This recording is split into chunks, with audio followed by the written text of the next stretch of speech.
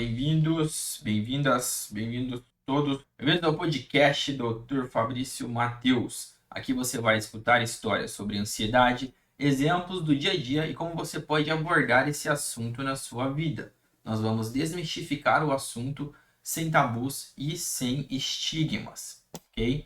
Meu nome é Fabrício Mateus, eu sou médico, especialista em medicina de família e eu estou aqui para te ajudar na sua jornada de melhora da ansiedade, de melhora dos sintomas da ansiedade. E hoje eu quero falar de um assunto especial. Basicamente são alguns hábitos que, se você instalar esses hábitos na sua vida, você com certeza vai notar uma diminuição dos sintomas de ansiedade. Então, boa noite para o pessoal aí, ó. Temos aí uma galera ao vivo já, Neucia, Adman.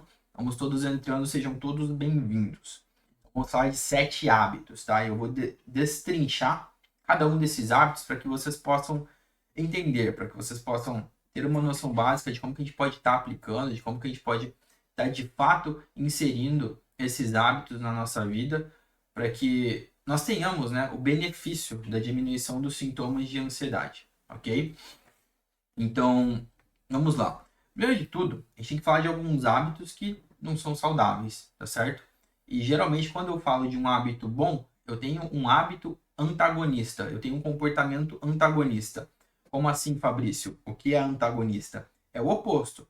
Então, só para dar um exemplo simples aqui, eu posso ou comer de forma saudável, ou eu posso me alimentar mal, entendeu? Eu posso ou praticar atividade física, ou eu posso ser sedentário. Eu posso ou ter bons relacionamentos, ou ter relacionamentos ruins. Então, basicamente, quando a gente fala em hábito, a primeira coisa é você estar presente para isso, tá certo? Porque quando você está presente, que não é simplesmente, eu vou fazer uma coisa, às vezes é você realinhar algo que já existe na sua vida, tá certo? Então, nós temos relacionamentos, temos relações com as pessoas. Então, o hábito de você cultivar bons relacionamentos, às vezes pode não estar presente. E aí você tem que cultivar bons relacionamentos, ao invés de participar de intriga, ao invés de dar ouvido para fofoca, entendeu? Porque todas essas coisas, quando a gente pega o polo negativo, o espectro negativo, isso tende a nos causar mais ansiedade, tá certo? Então eu vou elencar aqui um por um, e aí vocês vão vendo aí se isso já existe na sua vida. Se você de alguma forma já pratica algo neste sentido, tá? O primeiro hábito, que é muito importante para quem sofre com sintomas de ansiedade, chama-se práticas de técnica de relaxamento. E eu vou explicar melhor. Vamos destrinchar isso aqui, tá? Vamos lá comigo. O que acontece? Técnica de relaxamento não é uma única coisa, porque cada pessoa pode relaxar de alguma forma. Às vezes, relaxar para você é ter uma massagem. Às vezes, relaxar para mim é sentar e ficar quieto dentro do meu quarto, entendeu? Então, existem técnicas de relaxamento que são inerentes, que funcionam melhor para cada tipo de pessoa.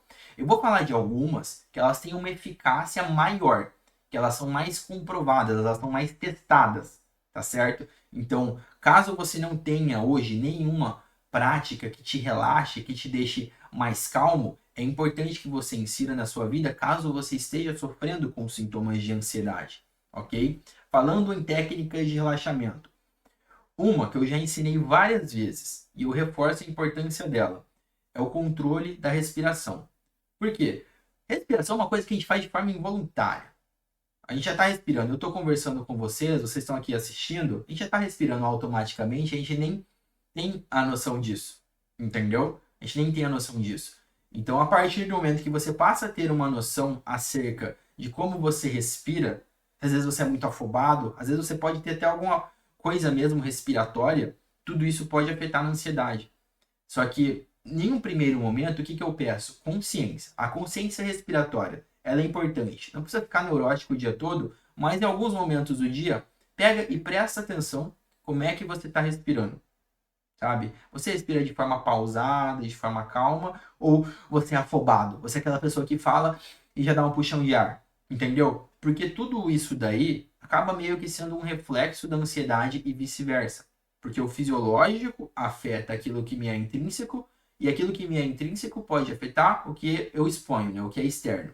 Então, é meio que uma via de mão dupla, tá certo? Então, a respiração, ela é muito importante, principalmente quando eu falo em situações de ansiedade extrema, de exacerbação dos sintomas ou de crise, Porque uma pessoa que está em crise de ansiedade, que está com uma palpitação, que está bem mal mesmo, ela tende a ficar o quê? Taquipneica. O que é taquipneica, Fabrício? É um nome que a gente dá para uma respiração extremamente acelerada, quando a pessoa está com esse sintoma da respiração acelerada, tá certo?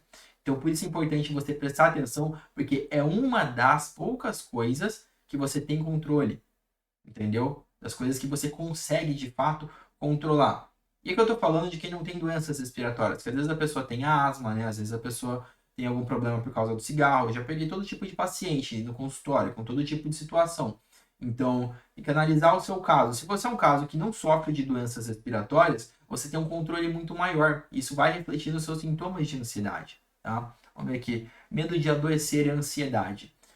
Ó, medo de adoecer, se você não tem um porquê ter esse medo, sim, ele pode se enquadrar dentro de uma questão de ansiedade, tá certo?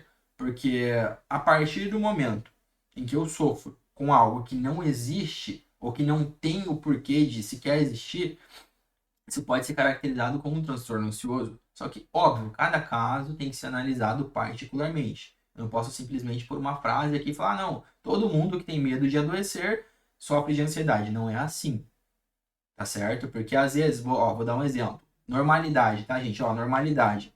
Às vezes você tem um caso na sua família de uma doença rara e que você nunca tinha visto e você fica espantado com aquilo. E aí a pessoa é uma parente próxima sua. É óbvio que é normal você sentir algum medo, tá certo? É normal. Isso é normalidade. Então, se você tem um pai, a mãe que está doente, e aí tem alguma coisa que pode ser genética, e você sente algum medo, normal, tá? A questão é quando os medos tendem a ser injustificáveis, ou mesmo que sejam medos justificáveis, eles estão exacerbados, eles estão constantes. Que aí já nem faz sentido, eles estão afetando a qualidade de vida. Então sempre é prudente uma análise. Não faz sentido eu simplesmente pegar todo medo de doença e ansiedade. Não é assim que funciona. O medo ele é um mecanismo. A ansiedade própria é um mecanismo. Ok? Então é normal, em níveis normais, você sentir medo, você sentir ansiedade, você sentir estresse. O problema, que é o que eu abordo aqui no conteúdo, é quando essas coisas estão constantes em níveis estratosféricos. Por quê? Porque a partir deste momento, a sua vida passa a ter uma afetação negativa. Porque a partir deste momento, a vida das pessoas que te cercam também podem ser afetadas negativamente por um quadro de ansiedade do qual você está sofrendo. Então, esses casos, sim, são transtornos de ansiedade. Tá? Então, é sempre importante a gente separar, tá? Aquilo que é normal daquilo que de fato é patológico, daquilo que de fato é um transtorno, ok? Estou entrando em crise. Parece que se eu tentar respirar em técnica não consigo. De desespero. Pensamento constante. Ó, vamos lá. Presta atenção aqui. Falando em crise, o que eu indico? Realmente, gente, às vezes, você só tentar uma técnica de respiração quando você está em crise de ansiedade, e ó, eu estou no hábito número 1, tá? São práticas e técnicas de relaxamento, e dentro das técnicas de relaxamento, eu estou falando da respiração. Quando você está em crise, e aí você vai tentar fazer a respiração, aí não adianta mesmo. O que eu recomendo? Você passa em momentos que não está em crise. Porque você treina, entendeu? Porque o seu organismo já vai puxar aquilo da memória e vai prestar atenção. Fala, epa, peraí, eu conheço isso, eu já fiz isso antes. E aí tende a funcionar melhor, tá certo? Tende a funcionar melhor. Porque a partir do momento que eu só vou testar em campo de batalha, não adianta. É a mesma coisa que eu tentar dirigir o carro de primeira. Eu sento no carro ali, nunca aprendi, nunca dirigi um carro manual. Quero trocar a marcha, eu não vou conseguir. Ou eu vou me atrapalhar todo, ou não vai funcionar. Então, técnica de relaxamento tende a funcionar mais ou menos assim. Então, técnicas que a gente usa em crise, elas são muito úteis. Mas eu sugiro você praticar antes de ter que usar numa primeira vez, quando já estiver em um momento de crise. Ok? Então, respiração é uma delas. Às vezes, o melhor momento para você utilizar a respiração profunda é antes de dormir. Porque como você tende a ser algo que te relaxa, tá certo? Como tende a ser algo que acalma, você já pega no sono ali. E aí, o que é o legal disso? Que quando, se porventura, você for ter alguma crise, aí você já vai estar craque, né? Aí você já vai conseguir aplicar melhor. entendeu? Tende a funcionar melhor. Vamos lá, vou falar algumas outras atividades de relaxamento que podem ser bem úteis. Meditação. Ah, Fabrício, como assim meditação? Como é que medita? Gente, meditação, a mais conhecida que a gente tem é a mindfulness, né? Que é o tentar esvaziar a mente. E eu já te adianto para você não ficar ansioso, não ficar ansiosa, dificilmente você vai conseguir esvaziar a mente, poxa. Mas o exercício é justamente esse. Não precisa ter musiquinha, não precisa estar com o Buda na sua frente, não. Meditação, você pode simplesmente sentar ali na cama do teu quarto por 5 minutos ali no relógio e tentar não pensar em nada e focar em algo, na respiração, entendeu? Ou em algum objeto. Então, a parede branca na minha frente. Eu olho e foco nesse branco, na parede branca na minha frente. E é isso. E toda vez que eu pensar em alguma outra coisa, no estresse do trabalho, parede branca. No problema da família, parede branca. Entendeu? Então, mindfulness, atenção plena, é mais ou menos isso. É quando eu desvirtuo o foco daquele monte de pensamento acelerado, daquele monte de coisa que fica estalando na cabeça e você coloca em alguma coisa específica qual você tenha controle. Geralmente, a sua respiração, geralmente, algum objeto no ambiente, geralmente, pode ser até algum pensamento, entendeu? Alguma coisa, algum mantra. Porque a meditação ela vai te dando essa calma, esse autocontrole, tá? E aí eu vi pessoal falando que não consegue meditar. Gente, meditação exige prática, tá? Então, realmente, não se sinta frustrado ou frustrada se você tentar uma vez, duas vezes, três vezes, porque é igual músculo. Quando a gente vai para uma academia fazer atividade física, você não sai de lá forte, né? Sai de lá cansado até. Sai de lá meio frustrado, né? Porque você fica com dor depois. Meditação é mais ou menos isso. Você vai lá, você vai tentar praticar uma atenção plena, você vai tentar um exercício, uma prática meditativa, e nas primeiras vezes pode ser frustrante, mas o benefício ele é colhido no longo prazo, após uma prática constante. Então aqui vale a analogia com a atividade física, com a academia. Então práticas meditativas não é fazer uma única vez, é algo que eu preciso treinar, é algo que eu preciso fazer várias vezes, várias pequenas vezes. E olha só, não precisa ser muito tempo. Já tem alguns estudos científicos que mostram o benefício ali de 5, 10, 15 minutinhos por dia. Só que você precisa pelo menos umas 2 semaninhas, pelo menos, tá certo? Umas 2 semaninhas meditando diariamente para que você passe a perceber o reflexo disso na sua vida. E óbvio que um dos reflexos é a diminuição dos sintomas de ansiedade, tá certo? A diminuição dos sintomas de ansiedade. Ó, aqui um relato aqui, vamos ver. Joaquim. Estava tomando remédio para ansiedade, comecei exercícios físicos, consegui parar de tomar remédio e hoje não tenho mais nenhuma crise de ansiedade. Olha só, maravilha. Maravilha, aqui ao vivo, gente. E isso me leva a um outro hábito, que eu vou falar mais para frente, tá? Já deu spoiler aí. Mas vamos aqui para o segundo hábito. O primeiro hábito eu falei sobre praticar técnicas de relaxamento. Igual eu disse, cada pessoa é cada pessoa. Às vezes você fica bem com a massagem, às vezes você fica bem com a meditação, às vezes você fica bem com uma respiração profunda. Veja o que funciona para você. Não fica tentando fazer várias coisas, você pode até testar, mas escolhe uma. Escolhe uma coisa só para você inserir na sua vida e praticar no sentido de te deixar relaxado, tá certo? No sentido de te deixar calmo, baixar as energias. Porque isso diminui os sintomas de ansiedade desde que feito da forma correta e constantemente. Tá? Segundo hábito, priorizar sono e descanso. Gente, quem não prioriza sono e descanso vai ficar ansioso. Por quê? É como se você fosse carregar a bateria. Sabe? Tenta usar seu celular quando ele está com a bateria ali nos 20, 30%. O celular ele fica pitando, ele fica dando alerta. Entrar em economia de energia. Põe para carregar. Por quê? Porque senão ele não funciona direito. Porque senão ali, ó, descarrega, ele para. Tá? No ser humano não é diferente. Só que a questão é, nós temos aqui, né, essa caixolinha, nós temos a cabeça, a mente, a emoção. E quando as nossas energias vão ficando esgotadas, a nossa energia tanto física quanto mental, porque não necessariamente, né, um esforço físico é a mesma coisa que um esforço mental e vice-versa. Porque às vezes, vamos lá, um exemplo.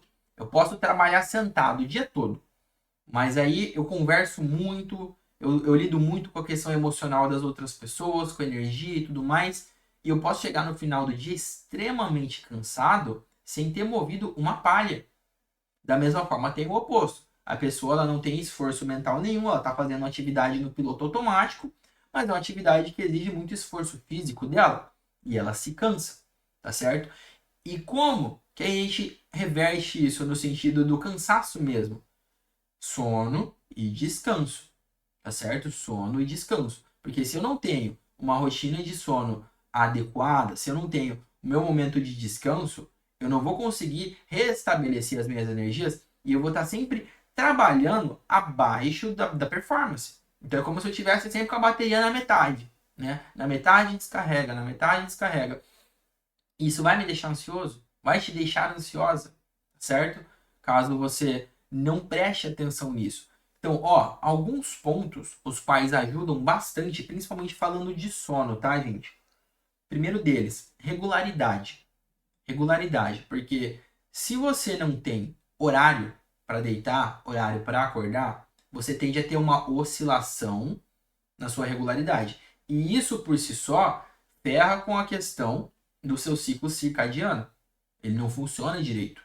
E aí acaba que atrapalha a secreção hormonal, atrapalha na questão alimentar, né? Porque o seu apetite ele fica descontrolado, acaba que atrapalha na sua concentração, no seu trabalho. Então, mesmo que às vezes, que eu sei que tem pessoas, às vezes médico mesmo, trabalha em regime de plantão. Aí você às vezes tem uma perda ali no horário, certo? Mas a maior parte das pessoas tem uma rotina estabelecida. Tem uma rotina estabelecida. Então, o primeiro ponto, estabelecer horários. Que horas você quer dormir? Que horas você acorda? Eu gosto de uma coisa chamada despertador reverso. Não precisa necessariamente ligar o despertador, mas você pode ligar caso você queira. O que você vai fazer? Vai pegar a hora que você tem que acordar. Vamos supor que você trabalha às 7, você leva 2 horas para se aprontar e ir para o trabalho e tal. Você tem que acordar às 5 da manhã. Se você tem que acordar às 5 da manhã, faz o cálculo oposto. Quantas horas eu preciso, em que horas eu preciso estar na cama para ter pelo menos ali 7 a 8 horas de sono? Entendeu? Então, preciso deitar às 10, 11, meia-noite, 1, 2, 3, 4, 5, 7 horas, tá bom? Então, vou deitar às 10, tá? E aí você respeita isso, porque se eu não coloco limite, se eu não sei, qualquer hora vale. Aí eu deito cedo demais, deito tarde demais, acordo fora do horário, acordo atrasado, tudo isso vai afetando a minha rotina. Parece que não, mas não é só uma questão de descanso. É uma questão, às vezes, de atraso, uma questão emocional. Quando você não está descansado, quando você não tem um sono adequado, isso reverbera em todo o resto das atividades do seu dia. Às vezes, o que manda no seu dia é a forma com que você acorda. Ó, eu peço aí para vocês fazerem a seguinte reflexão. Veja um dia que você acordou muito mal e aí por isso o dia parece que ele desenrolou de forma ruim também.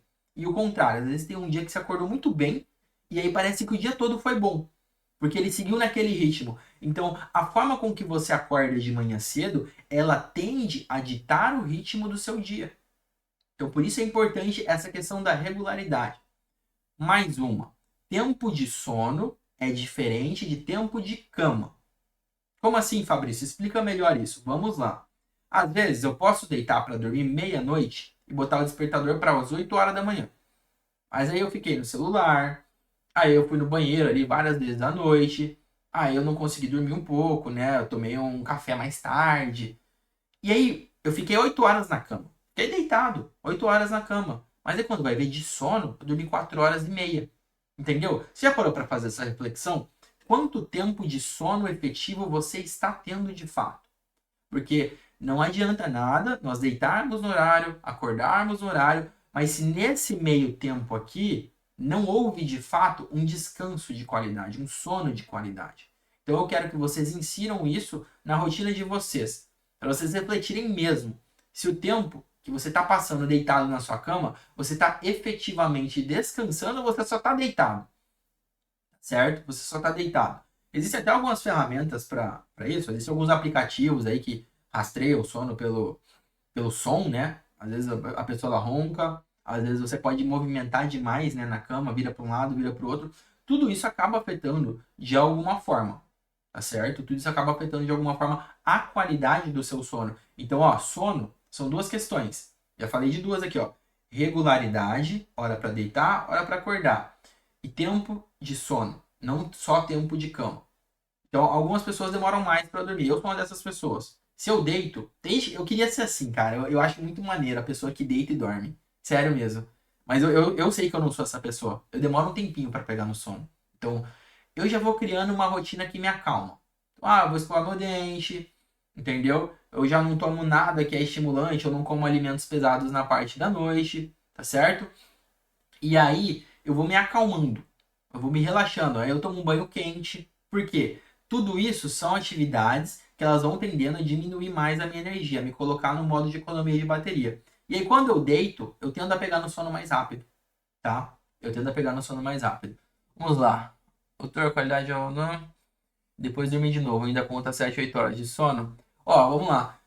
Sono picado, vou falar sobre isso.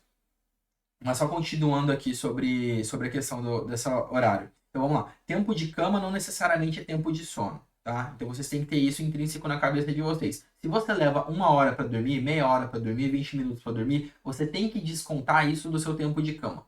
Porque, vamos lá. Eu tenho 7 horas para dormir à noite, mas aí, ó, falou que leva 1 hora e meia para dormir. Então, se são 7 horas deitado na cama, são 5 horas e meia de sono. E 5 horas e meia de sono não é o suficiente.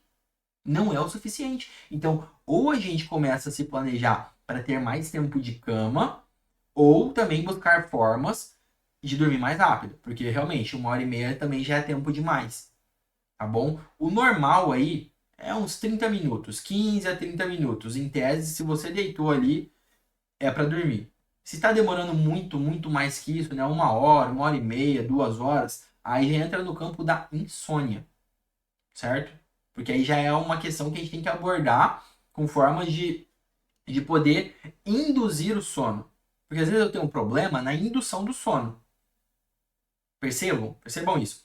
O sono ele é dividido em várias fases. E aí eu vou entrar na questão que levantaram aqui no chat sobre dormir picado. O dormir picado ele não é tão adequado porque a gente tende a não fazer os ciclos completos. Ainda mais quando você tem cochilo, tipo, 1 hora, 2 horas, 3 horas. Porque durante o nosso sono, nós temos vários ciclos de sono profundo, tá certo? Então por isso que acaba sendo preconizado você deitar na hora certa, né, na parte da noite, e despertar na parte da manhã. Porque isso, em tese, fica regulado com a natureza. Eu tenho ali os vários ciclos, eu consigo dormir, descansar, acordar revigorado, mas se eu faço isso de forma picada, às vezes eu fico só na superfície. É como se eu fosse dormir, aí na hora que eu vou aprofundar, eu acordo. Aí eu vou dormir, eu vou aprofundar, eu acordo. Então, tudo bem você tirar um cochilinho ali depois do almoço e tal, desde que seja bem curto, né? Seja bem curto e que ele não tenha um reflexo muito grande na sua noite de sono principal. Vamos buscar manter uma noite de sono principal de pelo menos umas 7 a 8 horas de sono, não é de cama. E ó, uma outra coisa.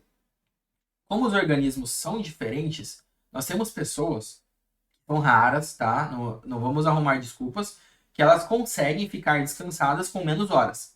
Mas elas são as exceções. Então, tem gente que com 6 horas e meia de sono tá descansada.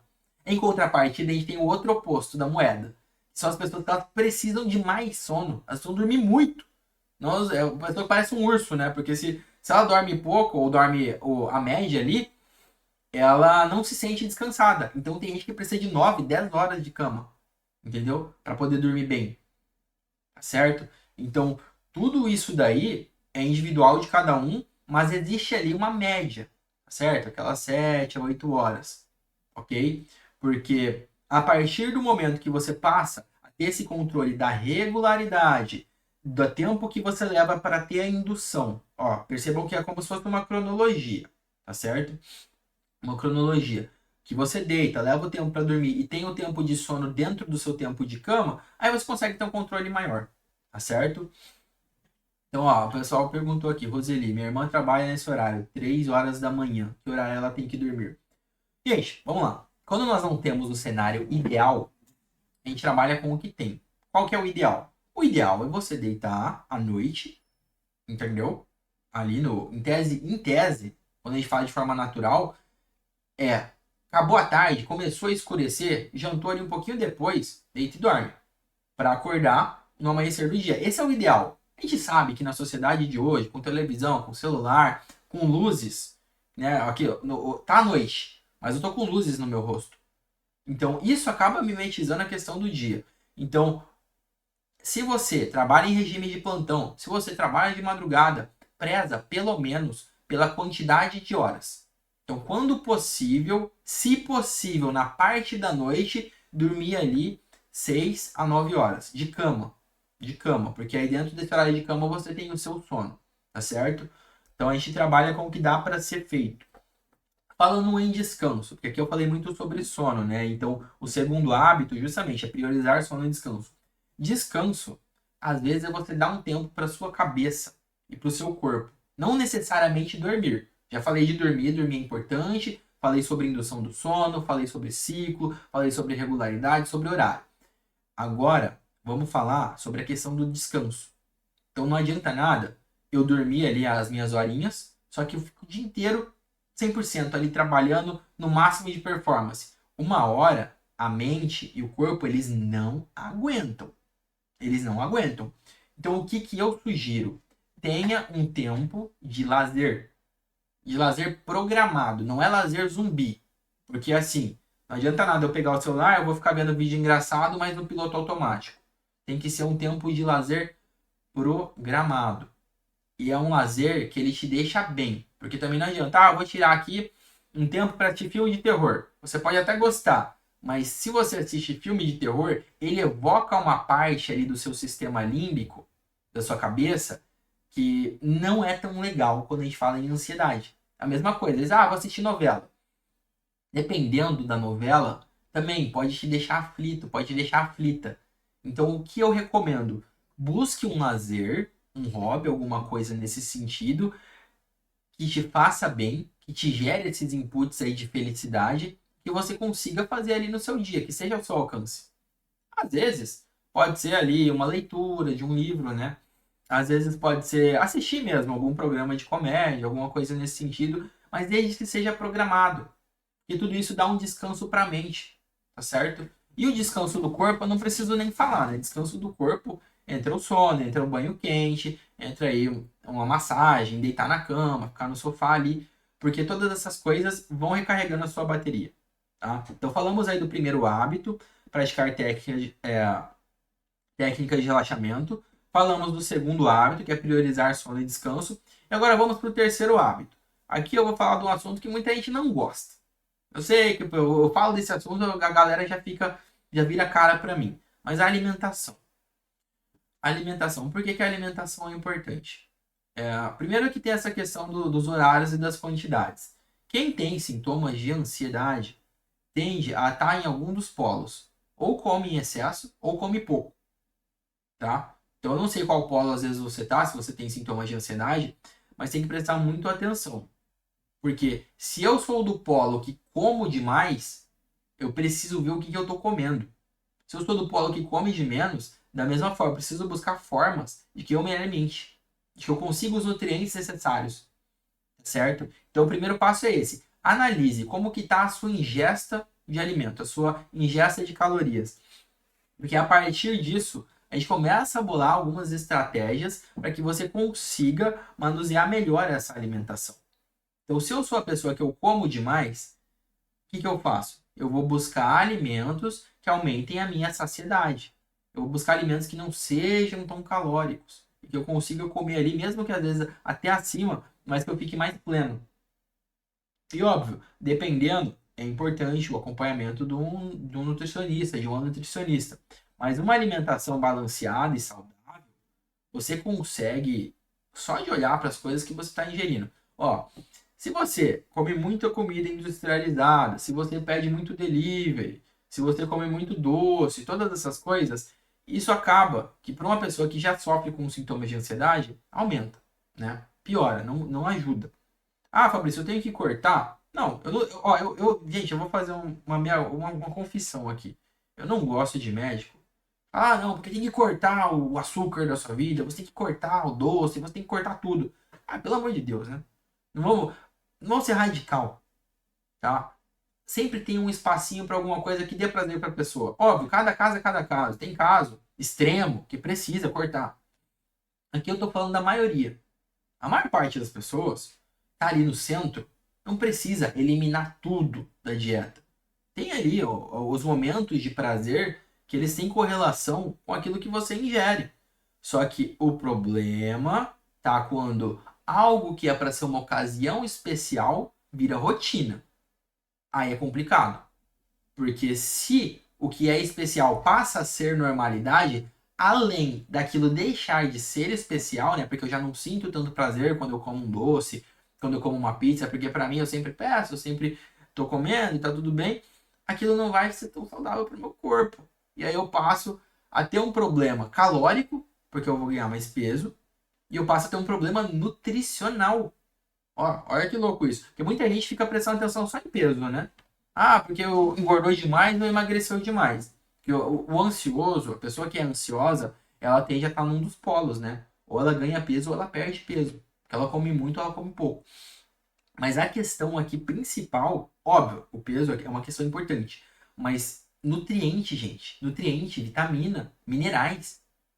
Você sabe que quando você está comendo alimentos que são fast food, delivery, extremamente industrializados, você está deixando de ingerir nutrientes e minerais que são essenciais para o funcionamento do seu corpo, do seu cérebro, tá certo? E qual que é o problema?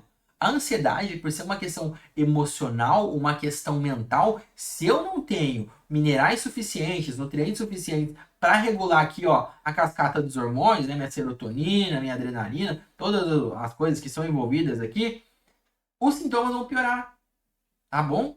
Os sintomas pioram. Então, a parte alimentar, ela é um pilar importantíssimo. Então, ter o hábito de se alimentar bem, de comer saudável, é muito importante para diminuir os sintomas da ansiedade, tá bom? Então, se você aí não está prestando muita atenção, coloca no seu radar. Tá? Coloca no seu radar que eu garanto. Se você mudar, não precisa mudar muito, não. Muda uma coisinha ali, muda uma refeição, muda um dia da semana, que às vezes você está chutando balde. Garanto que vai ter uma diminuição significativa dos sintomas de ansiedade. Vamos para o quarto hábito. Quarto hábito chama-se prática de atividade física regular. Calma, que esse também é outro aí que o pessoal não gosta. É porque, eu não vou fazer atividade física, Fabrício, eu não gosto, meu corpo dói. Vamos lá. Sabe qual é a melhor atividade física para diminuir a ansiedade? Você sabe me responder? Vocês sabem qual que é? Chuta aí, quem quiser chutar. Caminhada, musculação, qual que é a melhor atividade física para diminuir a ansiedade? Você faz ideia? Eu vou responder. A melhor atividade física para diminuir os sintomas da ansiedade é aquela que você consegue fazer. Ponto. É isso. Essa é a melhor atividade física.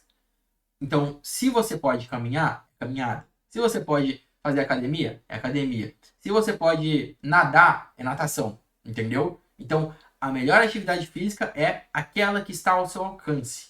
Por quê? Gente, a pessoa que é ansiosa, ela já tem barreiras demais na vida. Então, eu não vou ficar exigindo, tá, que ela faça uma atividade específica. O pessoal falou caminhada. Caminhada é ótimo. É ótimo, porque você consegue fazer. Ó, na caminhada é muito legal que você mata dois em um. Você consegue meditar, né? Porque você foca ali você faz a técnica de relaxamento, né? Você respira, faz o relaxamento, você caminha, faz a atividade física e é como se fosse uma prática meditativa. É 3 em 1. Então, caminhada é sensacional. Então, quem não faz caminhada aí, ó, tá perdendo um benefício muito grande. E eu falo isso porque eu sou um praticante, tá bom? É uma coisa que eu faço. Eu vou pro parque ali, caminho, dou várias voltas, olho para as árvores, olho para o céu, sinto o ventinho lá e é muito bom. Isso me acalma de um tanto e faz bem pro corpo físico que vocês não imaginam, certo? Então vamos falar aqui. Voltando. Atividade física, qual que é a ideal? Qualquer uma. Para quem não pratica, o que eu sugiro?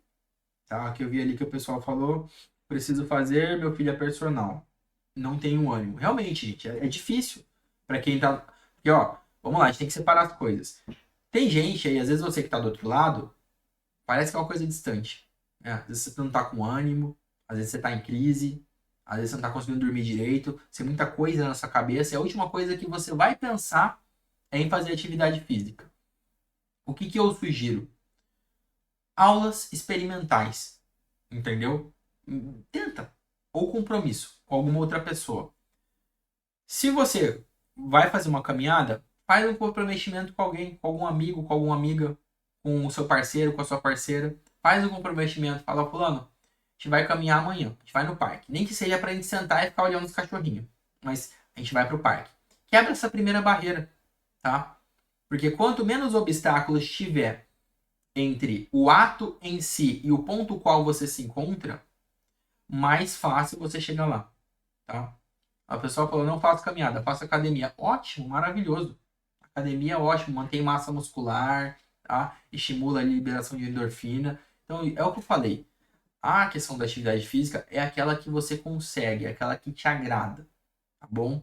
Porque só o fato de você ter uma prática regular, você já tem toda a liberação da cascata hormonal. Falando em ansiedade, diminui, tá? Diminui, ok? Sentir medo de ir caminhar e passar mal, vai assim mesmo? Ó, se você tá com medo e sente que vai ter uma crise, o que eu sugiro? Faz uma coisa mínima, mínimo esforço. Por quê? É como se você colocasse o pezinho na água. Não adianta também eu querer chegar chutando balde, porque isso pode desencadear uma crise. Eu não quero ninguém aqui tendo crise, pelo amor de Deus. Tá bom? Então, se você tá na estaca zero, não adianta nada que você querer correr 10 km igual o Fabrício. Não vai adiantar. Eu não comecei andando 8, 9, 10 quilômetros. Comecei fazendo o quê? 10 minutos. 5 minutos. É isso mesmo, 5 minutos. Então, às vezes, pega no relógio ali, ó. Olha, 5 minutos. Eu vou aqui na calçada, eu vou na esquina e volto. Pronto, tá feito. Considera atividade física. É atividade física. Aí no outro dia, ao invés de ir na esquina e voltar, você dá a volta na quadra. Por quê? É de pouquinho, gente. É de pouquinho. Aqui nós estamos falando com pessoas que têm sintomas de ansiedade. Eu não posso exigir demais. Mas eu quero que você vá melhorando aos poucos, aumentando aos poucos. Porque o benefício ele vem com a prática. Não adianta eu fazer uma caminhada no ano também. Beleza? Então o benefício ele vem com a prática, com o exercício regular. Então, se você não tem ânimo, se você é sedentário, se você não pratica nada, faz uma aula experimental em alguma academia que é de graça. Vai lá, faz esse compromisso. Às vezes você vai gostar. Entendeu? Ah, musculação, alguma luta, algum esporte que às vezes você nem sabia que existia, testa.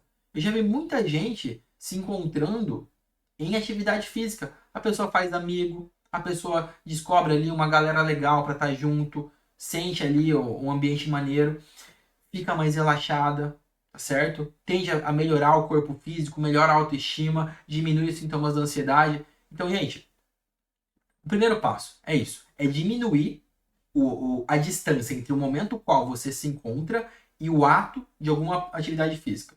É a única coisa que eu estou pedindo para vocês. Não é virar um super atleta. Não, é só começar. E para quem já faz, meus parabéns. Continuem e muito cuidado com as pausas. Principalmente porque eu já vi pessoas que era constante ali na academia, era constante com a atividade física. Ah, vai viajar, tá de férias. Aí viaja um mês. Fica de férias um mês.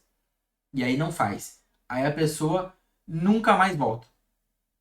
Gente, não façam isso. Procurem manter uma constância. Ah, voleibol é maneiro. Voleibol é bacana. Então, ó, qualquer esporte, galera.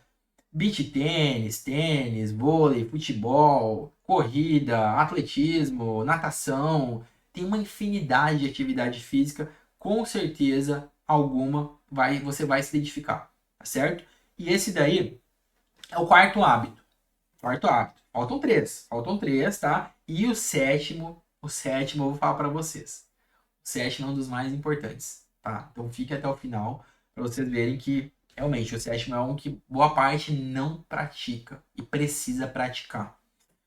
Quinto hábito, vamos lá. Cultivo de relacionamentos saudáveis. Isso nem sempre está sob nosso controle, eu já falei na live passada, tá? Sobre os relacionamentos. Porque eu posso falar não para uma pessoa, posso ser amigável com a pessoa, mas a pessoa que está ali do outro lado, ela vai agir da forma dela. E eu não tenho controle sobre isso. Então não adianta eu querer controlar a reação dos outros. O que eu posso controlar? A forma com que eu ajo. Então, eu ser educado está no meu controle. Eu ser pontual está no meu controle. Eu tratar os outros bem está no meu controle. Quando a gente passa a ter essa boa conduta dentro dos relacionamentos, e presta atenção nisso, mesmo com as pessoas que a gente não gosta, você tende a diminuir os sintomas de ansiedade. É, realmente. Sabe por quê? Porque você tá pegando algo de dentro, colocando para fora, e isso acaba refletindo. É como se fosse um espelho. Então, se eu busco o cultivo dos bons relacionamentos, se eu pratico a política da boa vizinhança, as pessoas vão tender a ser assim comigo também. E aquelas que não são, é aquilo. Você olha, essa pessoa é necessária na sua vida? Ela é colega de trabalho, ela é seu chefe, ela é seu pai, sua mãe, seu parceiro, sua parceira? Se for alguém que é importante, é válido ter uma conversa com a pessoa. Falar, ó, fulano, eu não vou tolerar que você me trate dessa forma. Eu tô sendo educado, eu tô cumprindo com a minha parte, eu tô sendo uma pessoa boa. Então, não. Ou você muda a sua conduta, ou você seja educado comigo, ou não tem conversa, tá? E aquelas pessoas que realmente estão ali, mas não faz sentido, corta, corta. Pô, tem pessoa que te faz mal, tem pessoa que te deixa ansioso, tem pessoa que te enche o saco, e não é nem da tua família, não é nem do teu trabalho. Esquece, esquece, nem liga, tá? Só vai se afastando, só deixa a pessoa pra lá. Deixa a pessoa pra lá. Porque a partir do momento que você passa a ligar menos pro que os outros acham de você, porque os outros pensam de você, você tende a ficar melhor consigo mesmo.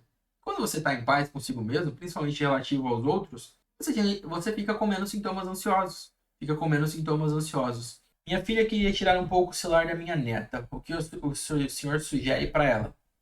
É simples, tira o celular. É só isso. Mãe e pai é autoridade. Filho tem que entender que existe uma hierarquia. Ah, gritou, esperneou. Tem uma hierarquia. Tá certo? Então, é isso, gente. Porque senão, hiperestímulo em criança, a criança vai ficar exacerbada, ela vai ter reações exacerbadas, tá? Mas, ó, essa não é a pauta da live, eu não vou por esse caminho. Mas pai e mãe têm que exercer a autoridade. Enquanto o filho estiver sob os cuidados dos pais, respeito sempre tem que existir, mas pai e mãe exercem a autoridade sobre os filhos. Ponto. Tudo bem? Márcia Dias falou muito bom, tem me ajudado muito. Obrigado. Obrigado vocês por acompanharem, tá? Minha mãe tá aí também, olha lá, Dona Márcia Rodrigues. Muito bom, muito bom. Então, gente, já falamos, ó, bastante hábitos. Hábito número 1, praticar técnicas de relaxamento. Hábito número 2, priorizar sono e descanso. Hábito número 3, alimentação balanceada. Hábito número 4, prática regular de atividade física. Hábito número 5, cultivo de relacionamentos saudáveis. Agora vamos para o sexto hábito. O sexto hábito é gerenciar melhor o seu tempo. Tempo e estresse. Por quê? Se eu não gerencio o meu tempo direito, eu vou ficar ansioso. Porque as atividades nunca dá tempo para nada, eu sempre vou estar atrasado, eu nunca vou conseguir fazer as coisas que eu quero. E isso, por si só, vai ficar com ansiedade. E, ó, eu falo isso porque é uma das coisas que tinha problema. Eu, Fabrício, como pessoa, tinha muito problema com isso. Gerenciamento de tempo. Qual que foi a coisa que eu fiz? Eu passei a identificar as coisas que eu fazia no dia. Então, um exercício legal para vocês fazerem, pega um papelzinho ou no bloco do celular mesmo e anota. Desde o momento que você acorda até o momento que você vai dormir, faz isso só por alguns dias. Não é para fazer isso necessariamente todos os dias. Mas anota as coisas que você faz. Ah, das 8 às 9 eu tomei banho, eu fui no banheiro e tomei um café. Das 9 às 10 eu peguei trânsito para ir para o trabalho. Das 10 ao meio-dia eu fiquei trabalhando. Meio-dia a 1 eu almocei. A partir do momento que você começa a mensurar as atividades que você está inserindo no seu dia, você percebe para onde está indo o seu tempo. E aí eu vou te falar, sempre quando eu falo aqui sobre ansiedade, existem dois extremos. O extremo da pessoa que ela tem tempo demais, né? Ela tem todo o tempo do mundo, tá lá. Todo o tempo que ela tem. E a pessoa que tem tempo de menos. Os dois polos são ruins, tá? Se você fica com muito tempo livre, você fica ansioso, você fica ansiosa. E se você tem pouquíssimo tempo sobrando, é a mesma coisa. Então, essa é a primeira ideia. quantidade de tempo. Hoje, você tem tempo livre demais ou tempo escasso? Por quê? Você tem que melhorar alguma dessas coisas, tá bom? Tem que melhorar alguma dessas coisas. Se minha agenda tá cheia, não sobra tempo para nada, eu não consigo fazer as coisas que eu quero, eu trabalho, eu cuido de filho, eu não consigo fazer atividade física, não consigo meditar, não cuido da minha saúde, porque não sobra tempo. A primeira coisa que você tem que fazer é olhar para o seu dia real, tá? Do momento que você acorda ao tempo que você vai dormir e ver para onde que está indo esse tempo. E algumas coisas você vai ter que dispensar, de verdade, porque senão o organismo ele não aguenta. Você precisa de algum tempo livre, justamente para você inserir esses hábitos que melhoram a questão da ansiedade. E aqui, ó, o pessoal já falou. Algumas pessoas eu vi aqui no chat. Tempo livre demais, eu tenho muito tempo, fico perdida. Esse é outro polo, tá? É a pessoa que ela tem tempo de sobra. Ela olha pro dia dela, aí ela até tem alguma atividade, né? Ah, eu vou arrumar a casa, eu faço alguma coisa aqui do trabalho, eu tenho um estudo, mas aí tem um horizonte de tempo. Poxa, ela tem tempo demais. E aí isso gera ansiedade. Porque ela não sabe o que fazer com aquilo. E às vezes esse tempo ele é usado de forma inadequada. Às vezes a gente passa o tempo pensando em besteira, a gente passa o tempo fazendo atividades que aumentam a ansiedade. Para essas pessoas que têm tempo demais, ou seja, é a pessoa que ela já tem as atividades do dia a dia dela, mas ainda assim sobra bastante tempo. Insira de forma proposital e agendada hábitos e hobbies. Por quê? Você vai preencher o seu tempo de forma intencional, ok? Então não é para deixar o tempo livre. Tempo livre a gente tem que ter um pouquinho, só para a gente manejar as atividades do dia a dia. Agora, em excesso, não faz bem e quase nada também não faz bem. Agora, para quem tem tempo demais, é isso. Insira hobbies, insira atividades, insira hábitos, os quais você consiga ir fazendo dia após dia, tá certo? Dia após dia. Ah, ó, a Adman, ele confirmou o que eu falei. Bem isso, doutor. Muito tempo livre acaba sobrando tempo para pensar besteira. É isso, galera. É isso. É aquele. Eu não gosto desse provérbio, né? Mas cabeça vazia, é oficina do diabo, alguma coisa assim. É mais ou menos isso com o tempo. Se eu tenho muito tempo vago, me abre espaço, coisa que não é tão adequada, tá certo? Então, preencham esse tempo de forma intencional. Não precisa ser com nada que, você vai gastar dinheiro, gastar energia, desde que seja alguma coisa que agregue. Pode ser a leitura, pode ser uma atividade física, pode ser uma meditação, pode ser qualquer um desses. Olha só, olha que legal. Ó, vamos resolver o problema de quem tem tempo demais. Eu falei vários hábitos. Falei prática de técnica de relaxamento, priorizar descanso e sono, alimentação balanceada e saudável, atividade física regular, relacionamentos saudáveis. E tudo isso, se você não pratica esses hábitos, você consegue inserir no seu tempo livre.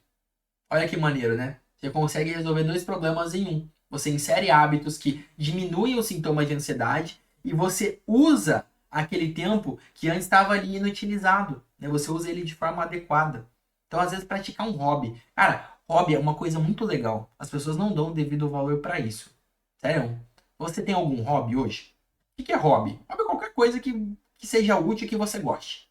Costurar é um hobby, tá? Colar figurinha, figurinha rara no álbum de figurinha é um hobby, tudo bem. Criar artesanato é hobby. Tudo isso pode ser um hobby. Para muita gente é trabalho, mas para outras pessoas é hobby. Então, a inserção de um hobby nesse tempo livre, ela ajuda a diminuir os sintomas da ansiedade. Teve uma outra live que eu trouxe um estudo científico que existiam 3 atividades, tá? 3, que elas baixavam significativamente a ansiedade. Era atividade física, meditação e hobby, ok? E essas 3 coisas, atividade física, meditação e hobby, você pode inserir no tempo livre, tá bom? Então, se você está com o tempo sobrando, faça bom proveito, aproveite. Isso é uma dádiva, gente, você ter tempo, ok? Porque hoje, uma das coisas que, poxa, é mais escassa para a maior parte das pessoas é tempo. Então, se hoje você se encontra com um tempinho de sobra, Aproveite, isso é um presente. Utilize ele de forma sábia, certo? E agora, o sétimo e último hábito, que na minha opinião, de todos esses, é o mais importante.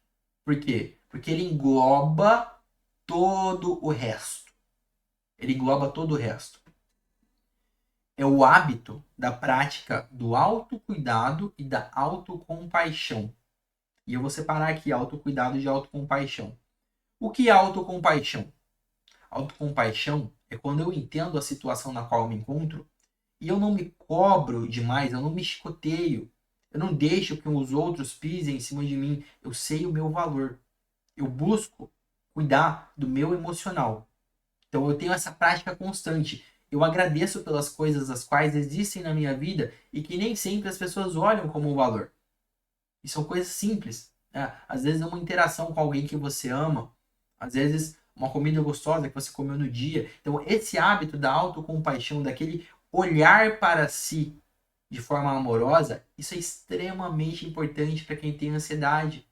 Porque é como se você se abraçasse por dentro, entendeu?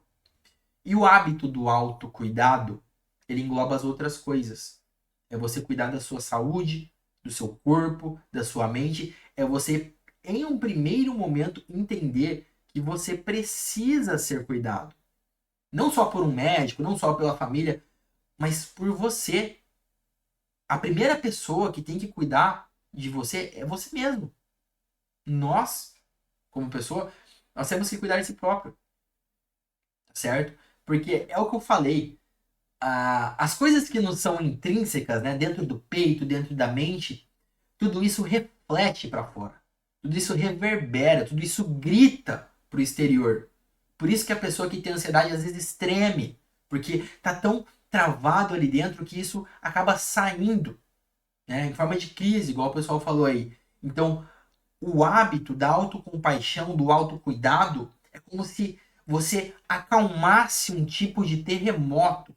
É como se você colocasse um vulcão que está prestes a explodir para dormir, né?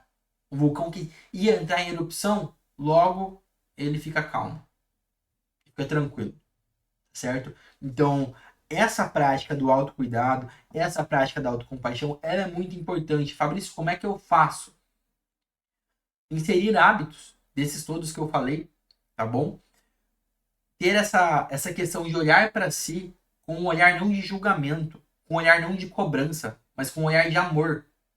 É olhar sem nada, sem julgar, sem cobrar, sem pensar em coisa que aconteceu no passado, sem ficar pensando nas coisas que vão acontecer no futuro. Não, olha para você. Para você, eu olho para o espelho e falo, Fabrício, eu, pessoa, não é eu médico, não sou eu filho, não sou eu amigo, não, sou eu Fabrício comigo mesmo. Então faça isso consigo, entendeu? Olhe para si, você está se amando, você está se cuidando, você está exigindo demais de si. Porque dependendo da forma com que você se trata, é o ponto entre estar ansioso e estar calmo. Às vezes é isso, certo? Então, passem a ter essa prática, beleza? Garanto que vai ajudar bastante. Então, pessoal, estamos chegando no final. Fico muito feliz aí com a galera que acompanhou. Hoje tivemos mais de 20 pessoas, todo momento online nas 3 redes: YouTube, Facebook, Instagram. Ó, toda segunda e toda quarta-feira tem live, ok? Então podem estar comigo aqui. A próxima live é na segunda que vem, ao vivo, de novo, com um novo tema, para a gente auxiliar a diminuir os sintomas de ansiedade, tá? E vamos estar interagindo aqui, certo? Então vamos lá, só para recapitular e para fechar. Hábito número 1, praticar técnicas de relaxamento. Número 2, priorizar o sono e o descanso. Número 3, alimentação balanceada e saudável. Número 4, praticar atividade física de forma regular. Número 5, cultivo de bons relacionamentos saudáveis. Número 6, gerenciamento do tempo. Número 7, a prática do autocuidado e da autocompaixão. Gente, se vocês saírem dessa live inserindo só um, eu falei 7, se vocês escolherem um único hábito para colocar na tua vida de forma regular, eu garanto que alguma melhora você vai ter. Não tem como não melhorar, porque esses hábitos aqui eles são provados, tá bom? Eles são provados. Então, ó, muito feliz aí de todo mundo que acompanhou, tá? Eu leio todos os comentários aqui, conforme dá vou respondendo, tudo bem, gente? Porque eu tô prestando atenção no celular, no monitor. Então, para quem não sabe, né, eu tô com 2 monitores aqui, o celular para poder gravar nas 3 redes sociais.